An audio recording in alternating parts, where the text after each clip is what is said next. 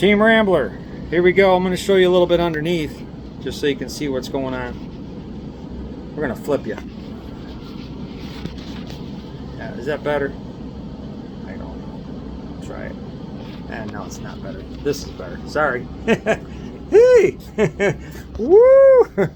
Sorry. We can have fun while we're working on stuff, right?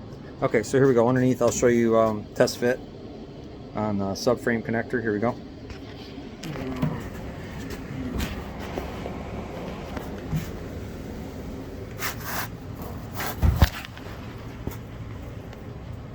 Okay, light is in our face. Beautiful. Let's get underneath.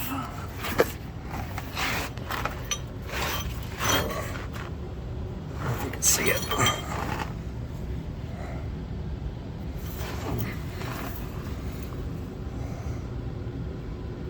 Yeah, so there you go. It's looking pretty good actually. I like it the way it is. Got a good amount of overlap. And what we'll do is we're going to put this piece of angle iron here.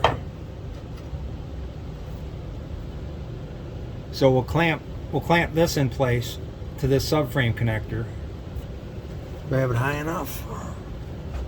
Yeah, it's good. Okay. So we'll clamp this on there right at the edge. And we'll be able to weld it all the way. We'll be able to put some welds there, across the top, over there. Might even be able to sneak a weld in here, possibly. So that's kind of what we got going on. I could weld it right to the subframe.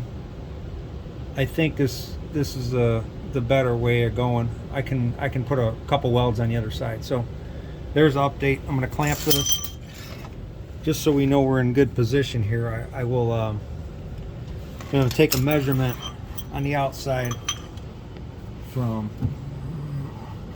if you can see, between the subframe and the rocker, just so I make sure it's square, nice and straight. And then once I do that, we'll clamp this angle iron in position right here. We'll clamp this down to this, and then what we can do is take the whole subframe back out and weld this. So all I have to do when we come underneath is we're just going to have a little bit of welding to do instead of a whole lot. So there's update. That's about as real as it gets up in the garage with no hoist, but I'm thankful for what I have. I had the heat on. I had some background music going on, some good Christian music.